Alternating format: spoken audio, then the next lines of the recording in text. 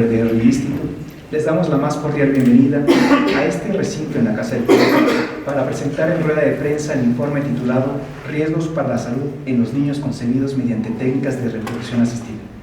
Para tal efecto, contamos con la distinguida presencia del Dr. Juan Luis Alcázar, catedrático, investigador y especialista en reproducción humana de la Clínica Universidad de Navarra, España, autor de la mencionada obra. También nos acompaña el doctor Aquiles Ayala, especialista e investigador en endocrinología de la reproducción humana en los Institutos Nacionales de Salud en Bethesda, Maryland, Estados Unidos de América, e integrante del Comité Consultivo de Early Institute.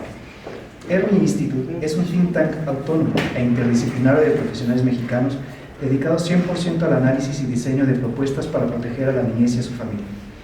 Por esa razón, para Early Institute es muy importante dar a conocer los riesgos a los que están expuestos los niños que nacen mediante las técnicas de reproducción asistida. Sin más preámbulo, cedo el uso de la palabra al doctor Juan Luis Alcázar, a quien le agradecemos que haya venido desde España solamente para compartir con nosotros los últimos hallazgos científicos en la materia. Doctor Alcázar. Muchísimas gracias y muy buenos días a todos. Es para mí un honor y un placer estar hoy aquí con ustedes compartiendo y explicando el resultado del informe que hemos realizado respecto a este punto en concreto, los riesgos para la salud de los niños concebidos mediante técnicas de reproducción asistida. Para situarnos un poco en el contexto correcto, habría que indicar que las cifras a nivel europeo, mundo desarrollado, que estiman la problemática de la esterilidad en la mujer o en las parejas, nos indica que aproximadamente el 15% de las parejas tienen un problema de esterilidad y no pueden concebir un hijo. Las razones por las cuales eso puede ocurrir son muy diversas y aproximadamente el 30% de las causas de esterilidad son están causadas o tienen una problemática en el varón, otro 30% aproximadamente es en la mujer, causas que se dan en ambos y que combinadas pueden ser la razón por la cual esta pareja no puede concebir un hijo, se da en una de cada 4 parejas o una de cada 4 que tienen un problema de esterilidad, y alrededor de un 15% de las ocasiones se desconoce la razón por la cual este problema surge. ¿Qué son las técnicas de reproducción asistida?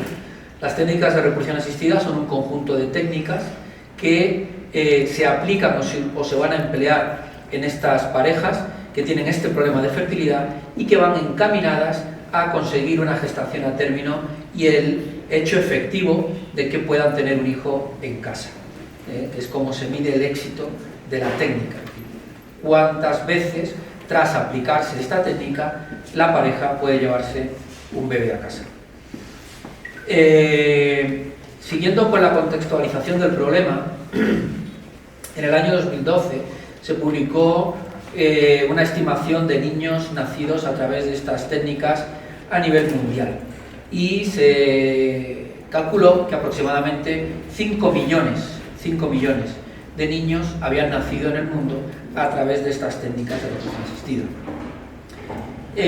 Y además se había establecido que en los años anteriores a esta publicación el incremento era de un 10% anualmente, es decir, que cada año son más los niños que van naciendo como resultado de haber sido concebidos por alguna de estas técnicas. Para entender la problemática de la cual vamos a hablar es importante tener unas nociones al menos básicas de cuáles son estas técnicas. No, hay varias técnicas y no todas son las mismas, y como veremos luego, pues no todas tienen la misma o ejercen el mismo riesgo o el mismo incremento de riesgo.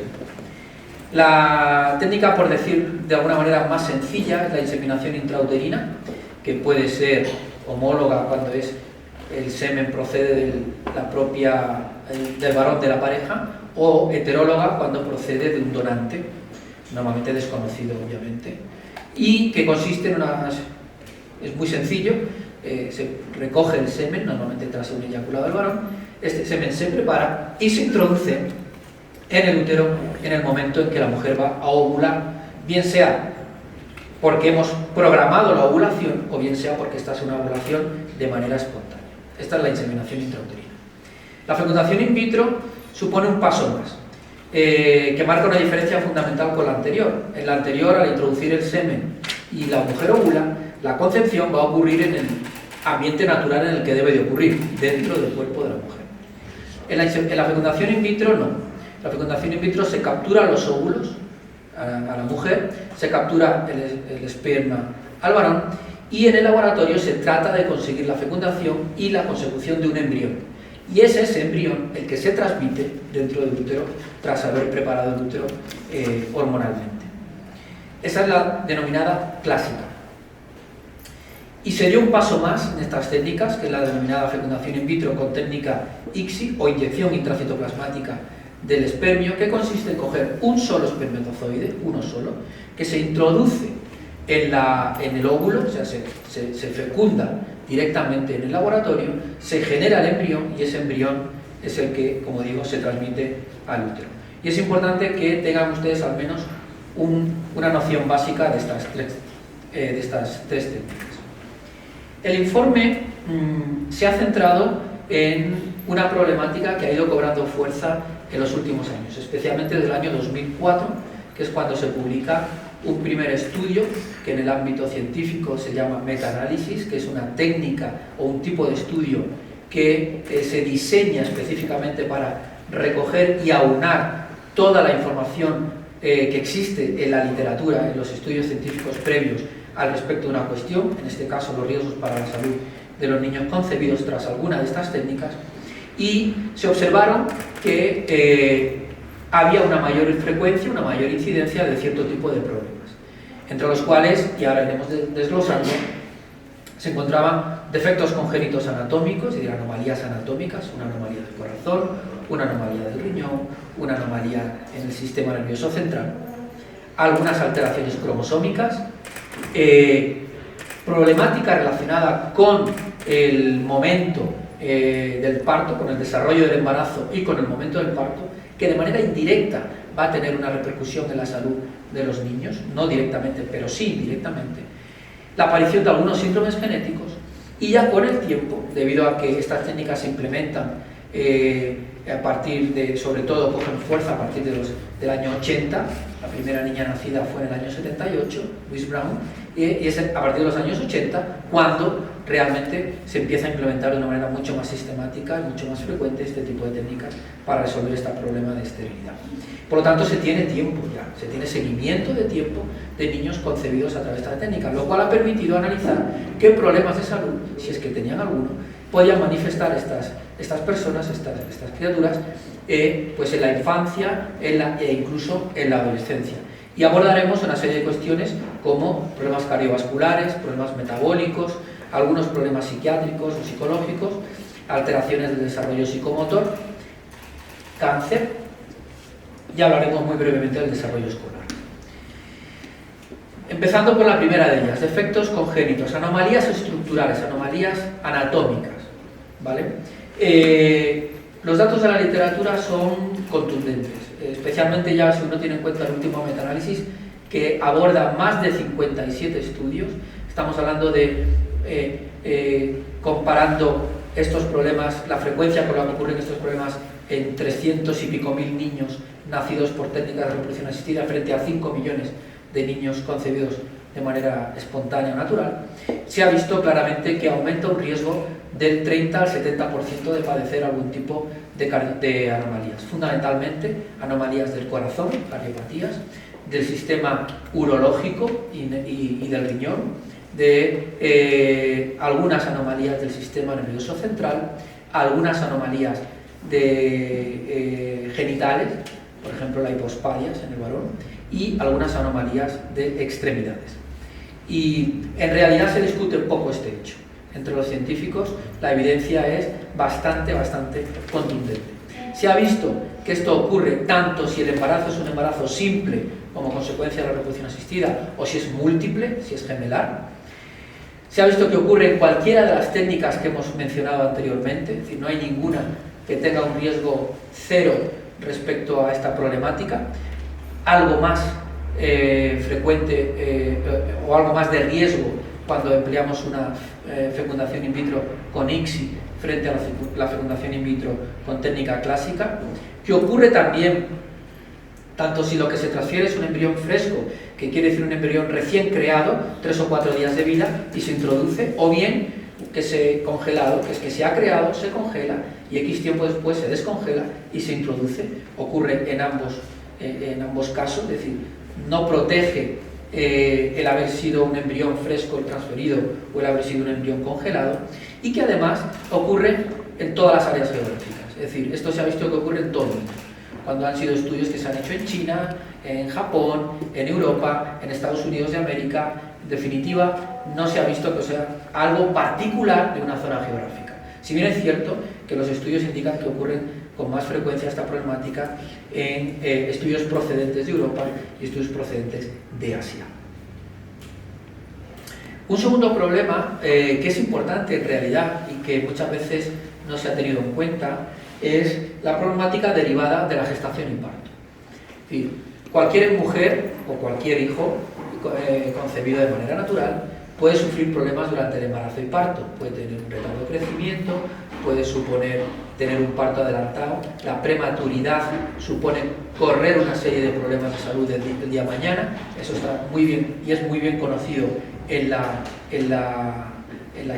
historia de la obstetricia y específicamente en gestaciones concebidas de manera espontánea. Lo que se ha visto con la reproducción asistida es que esta problemática se incrementa. Es mucho más frecuente tener un parto pretérmino, nacer antes del momento adecuado, especialmente antes de la semana 32. Es frecuente tener un bajo peso al nacer. Es más frecuente tener una parálisis cerebral, una lesión cerebral. Incluso es más frecuente que ocurra una muerte perinatal, una muerte anteparto o una muerte periparto, podríamos decir. Y el riesgo se incrementa, dependiendo de los estudios que uno analice, entre un 30 y un 210%, es decir, no es un riesgo pequeño. El que ocurra este problema no genera un riesgo directo en la salud, es un riesgo, me refiero cuando empleamos técnicas de reproducción asistida, sino que es un riesgo indirecto. Es decir, dado que el haber sido una técnica de reproducción asistida aumenta la probabilidad de tener un parto pretérmino, ese niño tiene una mayor probabilidad de tener un problema derivado de haber nacido antes de tiempo. Es verdad que el riesgo varía según la técnica empleada, pero como ocurría con anterioridad, ninguna técnica es, digamos, plenamente segura o no aumenta el riesgo en este sentido. Y cuando voy a hacer aquí un matiz, o voy a hacer una pequeña introducción, una pequeña explicación. Estamos hablando de incremento de riesgo. ¿Qué quiere decir esto? Es decir, todo embarazo, todo niño concebido, independientemente de la técnica por la que ha sido concebido, de la manera en la que ha sido concebido, tiene un riesgo de padecer ciertos problemas. Por ejemplo, la probabilidad de que haya una cardiopatía congénita en una persona concebida de manera espontánea es de un 3%. O sea, 3 de cada 100 niños concebidos de manera espontánea tendrán una cardiopatía congénita. ¿Qué es lo que ocurre con las técnicas de reproducción asistida? Que ese 3% se multiplica y el riesgo es mayor. De manera interesante también, los estudios más recientes, sobre todo del año 2008-2010 para acá, que ya analizan cómo es la salud de los infantes, de los adolescentes, han observado una serie de datos que han empezado a crear una verdadera preocupación en la comunidad científica, que es que son niños, no perdamos de vista este punto, que tienden a tener una mayor tensión arterial, por lo tanto, más riesgo de padecer hipertensión arterial en una edad más joven a la que correspondería. Y eso supone, que como ustedes cuenta, en España la principal causa de muerte son las enfermedades cardiovasculares y la hipertensión arterial es una de ellas. Por lo tanto, estos niños ya en edades tempranas manifiestan problemas que pueden derivar en un mayor riesgo de padecer este problema.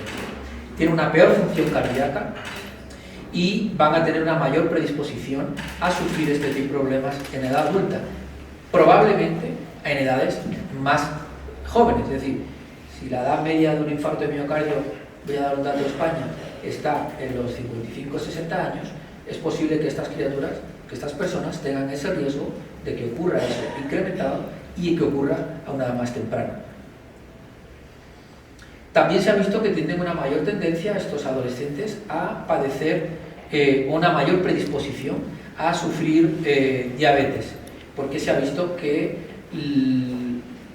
la intolerancia hidrocarbonada, que es como se denomina esta problemática inicialmente, que es el paso previo a la diabetes, es mucho más frecuente en niños concebidos mediante alguna de estas técnicas que mediante o en comparación con los niños concebidos de manera natural. Y también se ha visto una mayor problemática de enfermedades tiroideas, especialmente de hipotiroidismo. Hay otros problemas de salud que en los últimos años, en los últimos estudios, han puesto sobre la mesa, en donde la evidencia científica no es tan considerable como lo que hemos mencionado hasta ahora, pero que hay datos que asocian una mayor frecuencia de padecer estos problemas, fundamentalmente problemas pulmonares como asma bronquial, algunos problemas genitourinarios, infecciones, un incremento de epilepsia. Eso que pone ahí RR 1.3 quiere decir que sobre un riesgo basal estos niños tienen un 30% mayor, más probabilidades de tener una epilepsia. Se ha visto también algunas alteraciones del crecimiento, con un riesgo incrementado de un 20 o un 30%, y fíjense el riesgo de parálisis cerebral, que es una lesión normalmente de grave hándicap, porque se produce una alteración neurológica severa, bastante severa, y los niños concebidos por técnica de reproducción asistida, el riesgo relativo es de 2.0. ¿Qué quiere decir eso? Que es el doble de frecuente de tener este problema que un niño concebido por técnicas, o mejor dicho, de manera espontánea. Por lo tanto, va dejándose bastante claro en estos estudios, y estamos hablando de muchos estudios, no son ni uno ni dos, los que empiezan a observar o los que están demostrando este punto. Añadido a esto, otro tema que ha creado bastante inquietud entre la comunidad científica, por lo que su palabra trae asociada, es la palabra cáncer. Se ha visto que los niños concebidos por técnica de reproducción asistida tienen un riesgo incrementado de padecer varios cánceres, especialmente hematológicos y concretamente leucemia en edad infantil. También es cierto que hay un incremento de riesgo de de otro tipo de cánceres, como el retinoblastoma o el hepatoblastoma, que son tumores poco frecuentes. Bueno, el retinoblastoma es uno de los más frecuentes en la infancia. Pues estos niños aumentan la probabilidad de tener este tipo de problemas. Y eso ha creado bastante inquietud entre la comunidad científica. Y por último, síndromes genéticos. Aquí, fíjense que yo les indico ahí que hay un riesgo de más del 200%, es decir, estamos multiplicando 200 veces la probabilidad de que un niño padezca uno de estos síndromes que menciono ahí. Pero quiero indicar que, salvo el caso del retinoblastoma, que es un tumor de la infancia, que está asociado a una mutación de un gen, en el resto son síndromes poco frecuentes. Es cierto que el riesgo basal es muy pequeño, porque se da en uno de cada miles de gestaciones, pero en niños concebidos por técnica de reproducción asistida, el riesgo de estos síndromes concretamente se dispara, realmente se dispara. Una pregunta que sería interesante contestar es, bien, frente a esta situación del uso de técnicas de reproducción asistida, sin entrar en otras consideraciones, ¿hay alternativas que podrían ser ofrecidas para, digamos, de alguna manera, evitar correr estos riesgos utilizando esta técnica de reproducción asistida para con estos niños? Y la respuesta es sí, hay alternativas, como por ejemplo la microcirugía tubárica. La microcirugía tubárica es lo siguiente: hay una de las principales causas de esterilidad en la mujer es la obstrucción de las trompas uterinas. Eso impide el encuentro del espermatozoide con el óvulo y por lo tanto impide la fecundación. Bueno, pues una cirugía que repermeabilice esas trompas permitiría resolver el problema. Nosotros concretamente, acabamos de este año pasado, hemos presentado los datos de nuestro centro respecto a la microcirugía tubárica en cuanto a tasa de éxito en los 6 meses post procedimiento, y el 60% de nuestras pacientes, tras haber sometido a esta técnica, se han quedado embarazadas de manera espontánea.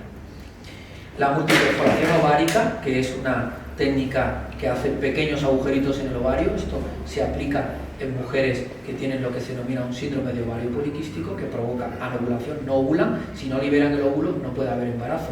Pues haciendo estas pequeñas orificios en el ovario, estas mujeres recuperan la función ovulatoria y por lo tanto quedan fértiles, cuando antes eran estériles. Por lo tanto, también, y esto se ha visto que alrededor del 40% de las veces de mujeres que tienen este problema funcionan para quedar embarazadas. La naprotecnología es una ciencia reciente que lo que se basa es en tratar de corregir estilos de vida en el hombre y en la mujer, en la pareja. Por ejemplo, hemos mencionado antes que el 30% de las esterilidades son de origen masculino. Un varón puede ser estéril por dos razones: o porque tenga una disfunción eréctil, o porque la calidad del semen sea muy pobre. Bueno, la calidad del semen se empobrece, ¿por qué?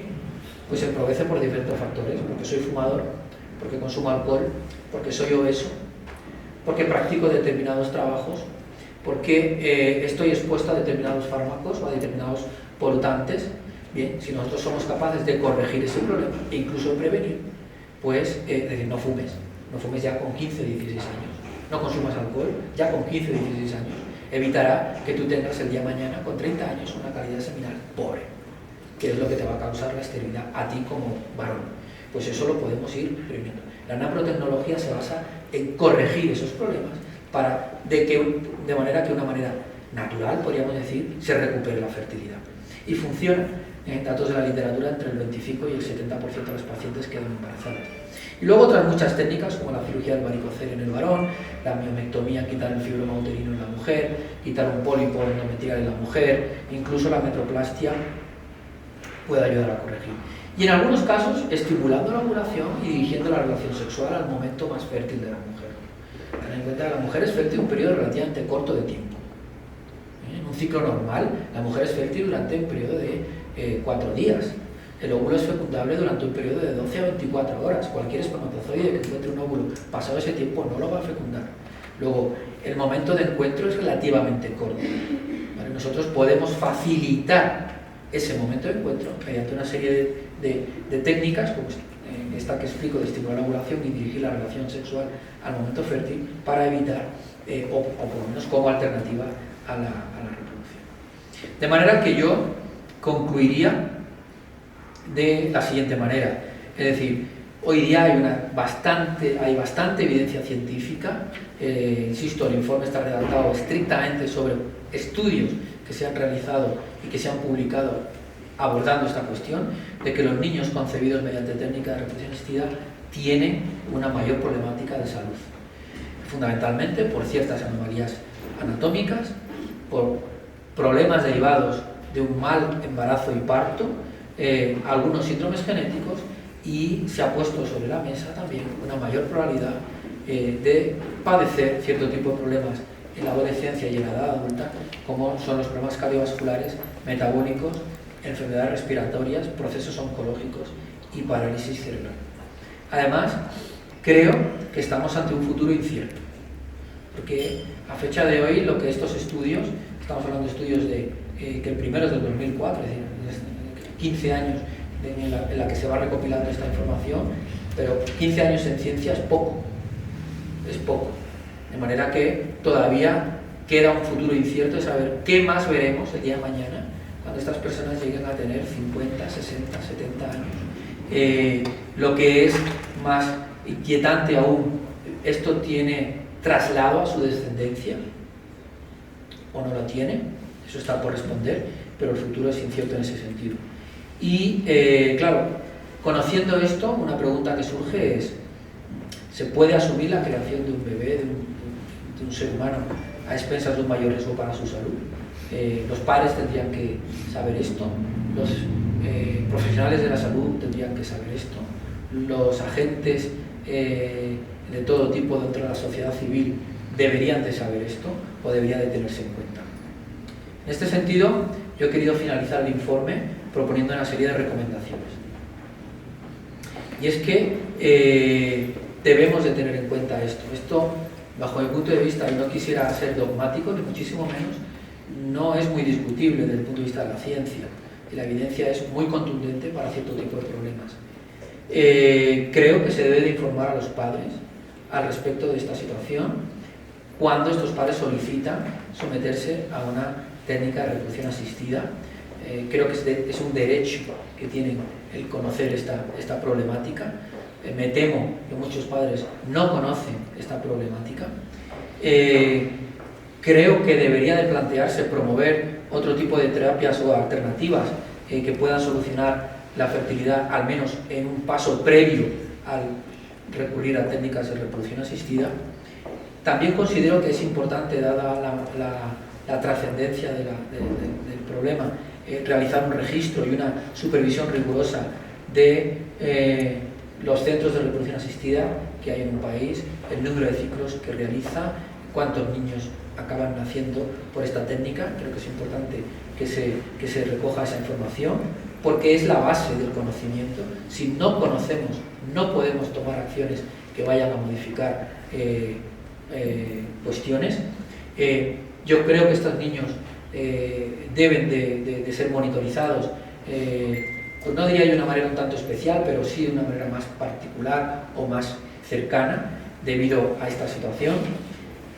Indudablemente debe de haber un desarrollo de guías de actuación clínica para las sociedades científicas pertinentes, de las que se ocupan de este apartado, y creo que no es descabellado decir que debería de crearse una comisión que siga detalladamente los estudios que van a ir saliendo en el futuro al respecto de esta cuestión, bien para reconfirmar lo que hasta ahora sabemos, bien para modificar lo que hasta ahora sabemos, pero en todo caso yo creo que es importante que existiera este tipo de comisión para poder, por personal experto obviamente, para poder registrar y hacer un seguimiento de lo que la ciencia cambie en un futuro. Y nada más, muchas gracias por su atención. Agradecemos al doctor Juan Luis Alcázar por su brillante intervención y cedemos el uso de la palabra al doctor Aquiles Ayala. Doctor Aquiles, si está mal. La verdad, gracias, buenos días a todos. La verdad es que es poco lo que me queda a mí de decir después del análisis minucioso y detallado que ha hecho el doctor Alcázar, pero creo que hay que tomar en consideración, poner en la conciencia de las personas. Número uno, que se está hablando de una facilidad o de una resolución parcial, en otros casos total, de un problema que tiene que ver más que nada con un problema del deseo de una pareja. No estamos hablando de una enfermedad propiamente dicho, puesto que no va a amenazar su vida, si tomamos como definición eso que acabo de decir.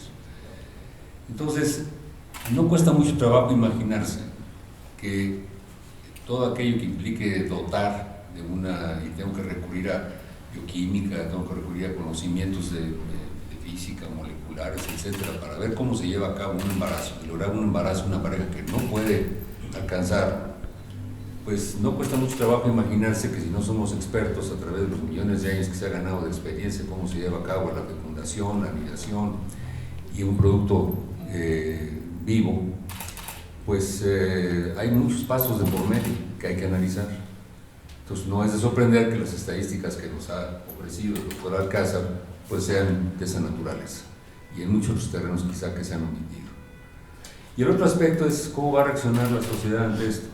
La medicina ha brindado muchísimas cosas, ha incrementado el lapso de vida de una persona, de andar allá por los 30 años de vida, por 50 años de vida en diferentes épocas de la historia de la humanidad, pues ahora andamos en los 70, 74, 75. Y eso ha sido en buena medida debido a la información, a la preparación que se ha alcanzado en medicina y los logros tenidos en esta ciencia. Entonces, esto puede hacer creer a las personas que es muy fácil, casi como el acceso que se tiene al teléfono celular. No sé cuánto ustedes sepan, pero un teléfono celular, cada apretada de botón implica haber incorporado cerca de 100 teoremas desde el punto de vista de matemáticas. Y ahora la gente pues lo ve como algo muy sencillo, o algo que se merece, o algo muy fácil, muy útil para mi vida cotidiana. Entonces, el hecho de que se haya mejorado una tecnología, que se haya implementado una ciencia que favorece la fertilidad de una pareja que le cuesta trabajo realizar, no es sinónimo de simpleza ni de que debe tomarse a la ligera. Hay que sopesarlo, hay que analizarlo. Puede tener implicaciones sociales y estas implicaciones sociales pues se han tenido desde tiempos muy remotos y que han llevado a guerras inclusive. Entonces, esto implica que se tenga un cuerpo robusto de información para que la gente tenga tiempo de analizar, y se necesita tiempo también para que estas nuevas vertientes de resolución cognitiva pues tengan un aterrizaje favorable y que la sociedad pueda conducirse de una forma más juiciosa, más lógica, y no verlo simplemente como un vehículo de confort. Quizás el médico, pues muchas mamás, muchas familias se conforman, dicen pues el niño tiene gripa, pues yo lo llevo al médico. Y no se fija que no lo viste bien, que no lo resguarda bien, que no lo nutre adecuadamente, esa parte no importa. Lo que importa es que yo ya cumplí porque el médico me va a ofrecer un tratamiento determinado. Algo similar acontece con esto de la fertilidad. Hay que tener conciencia, y hay que tener conciencia por un lado legislativa y la propia. Hay que hablar mucho de esto, hay que informar mucho más a las personas. Por eso a mí me resulta algo particularmente alentador que existan organizaciones como esta que me han invitado, de Early Institute, en donde tratan precisamente de congeniar, de llegar a un consenso, una cosa que sea más analítica y que impulse más a la persona a reflexionar sobre estos aspectos. En ese es lo que yo tengo que decir, a reserva de cualquier otra pregunta que se vaya a hacer por parte de ustedes. Agradecemos al doctor Aquiles Ayala las reflexiones que nos aporta en la presente rueda de prensa y procedemos al cierre de este evento con el siguiente mensaje. Durante los últimos años, en Early Institute hemos dado seguimiento a las técnicas de reproducción asistida y sus posibles implicaciones en la salud de la infancia mexicana. Por ello, de la mano del doctor Juan Luis Alcázar, quien es una autoridad en la materia, publicamos el citado informe que representa un punto de inflexión tanto para la comunidad científica como para los agentes sociales y de gobierno, así como para las parejas que buscan tener un hijo a través de las técnicas de reproducción asistida. Sin duda, se trata de un tema de actualidad que ha estado ausente en la agenda pública de nuestro país y del que apenas se empiezan a conocer sus alcances reales y consecuencias. En vista de lo anterior, en Early Institute hacemos un enérgico llamado a las autoridades de nuestro país para que al menos se tomen las siguientes medidas. Primero, que las autoridades de salud y los legisladores encargados de redactar las leyes, reglamentos, normas oficiales y políticas públicas en la materia toman en cuenta los riesgos que implican las técnicas de reproducción asistida para la salud de los niños y antepongan el interés superior de los niños frente a cualquier otro interés, grupo de presión o anhelo, por legítimo este sea. Segundo, se establezca la obligación a cargo de todas las clínicas que realizan las técnicas de reproducción asistida, ya sean públicas o privadas, para que proporcionen la información necesaria, de modo que cualquier usuario de estos servicios pueda entender con claridad los procedimientos médicos que proponen y los riesgos que implican tanto para las madres como para la salud de los niños nacidos mediante estas técnicas. Tercero, que las autoridades de salud soliciten a todas las clínicas que realizan las técnicas de reproducción asistida de nuestro país, ya sean públicas o privadas, la información de los procedimientos y resultados que han obtenido en los últimos 10 años para su debida valoración e implementación de las acciones necesarias para su control y vigilancia. Y cuarto, y no por eso menos importante, que las autoridades amplíen la infraestructura y la cobertura de los servicios públicos de salud para atender las enfermedades o causas que ocasionan infertilidad en las parejas mexicanas, además de que generen las acciones preventivas necesarias para evitar las situaciones de infertilidad, como ya lo han explicado nuestros especialistas. Muchas gracias.